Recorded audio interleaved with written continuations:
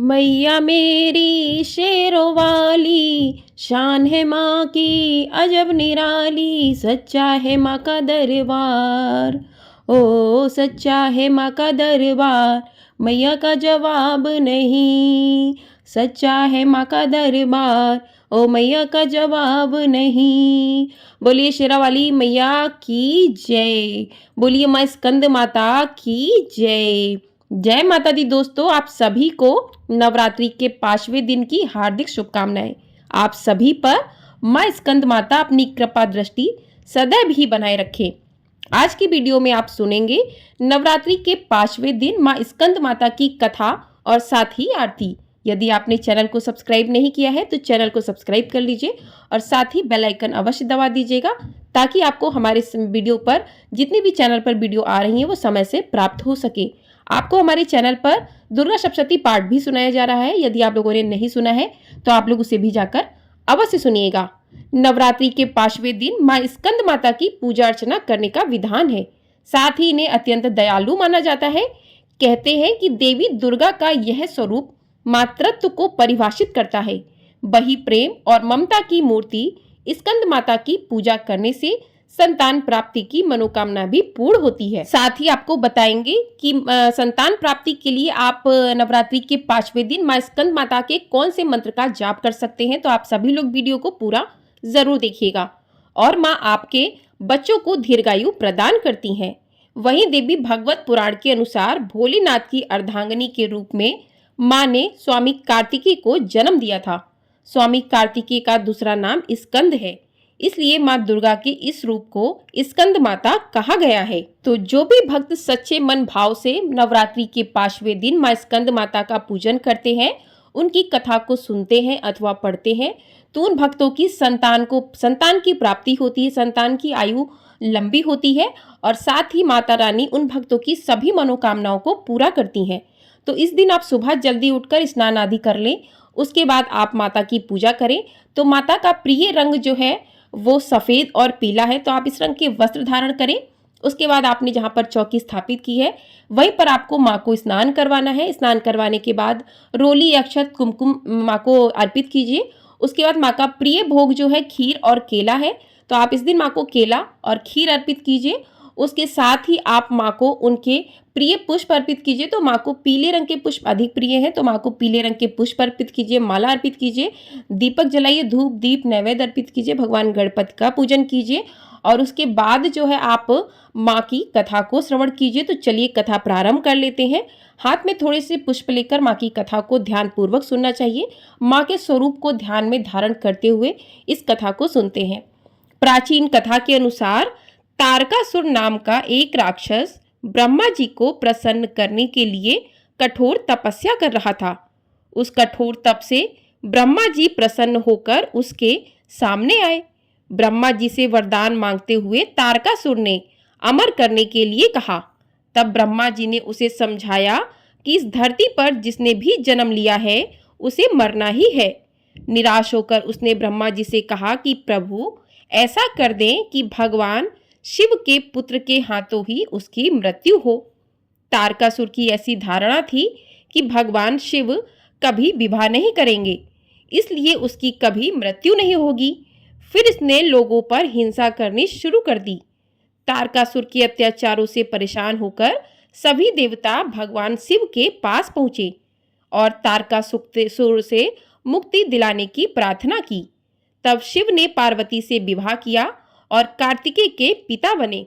बड़े होने के बाद कार्तिकेय ने तारकासुर का वध किया। स्कंद माता कार्तिकेय की माता हैं, इसीलिए माँ को स्कंद माता का रूप लेना पड़ा और माँ स्कंद माता कहलाईं। बोलिए माँ स्कंद माता की जय। तो इस प्रकार से कथा सुनने के बाद आपके हाथ में जो भी पुष्प थे वो माँ के चरणों में अर्पित कर दें। उसके बाद माँ की आरती करते हैं। तो चलिए माँ की आरती शुरू करते हैं।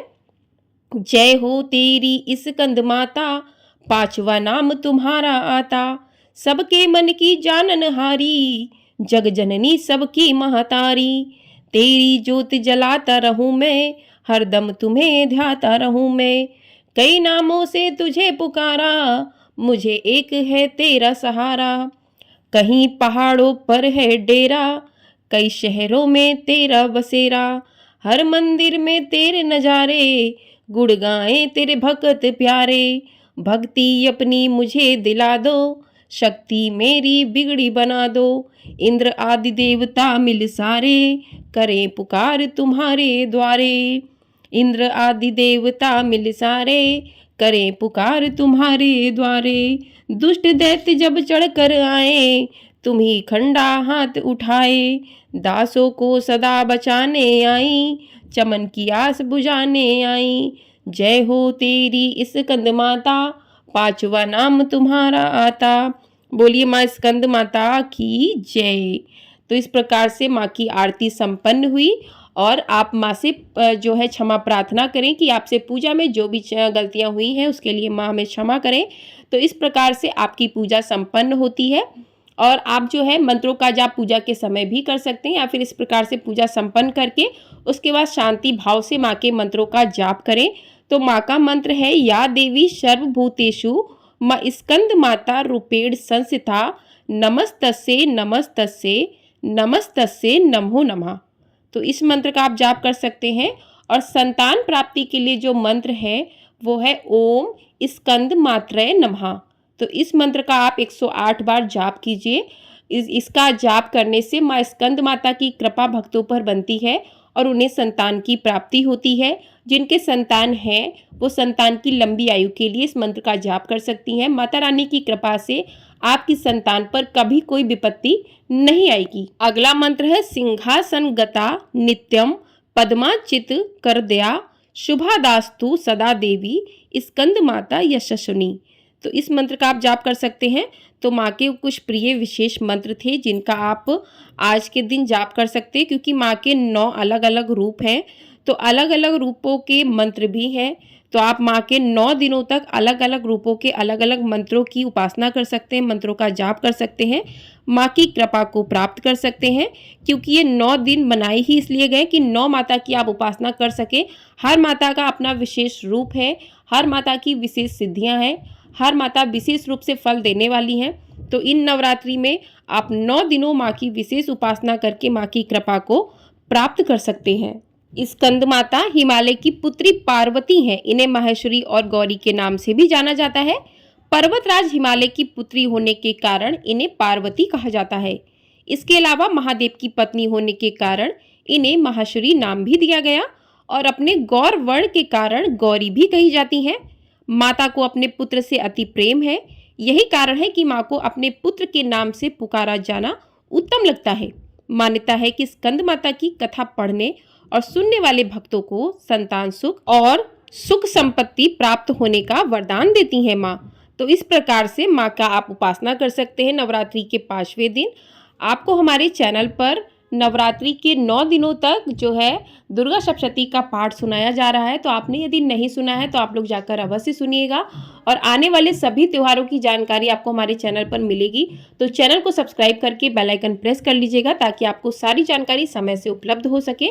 और आप लोगों को जो भी मेरी आवाज़ की वजह से परेशानी हो रही उसके लिए मैं क्षमा चाहती हूँ, क्योंकि तबीयत का कोई कुछ नहीं कर सकता और इस टाइम जो है मौसम ही ऐसा चल रहा है। लेकिन आप लोगों के लिए मैं वीडियो लेकर आ रही हूँ, तो आप लोग भी प्लीज़ अपना प्यार अवश्य दिखाइएगा। जय माता रानी, जय हो माँ स्कंद माता।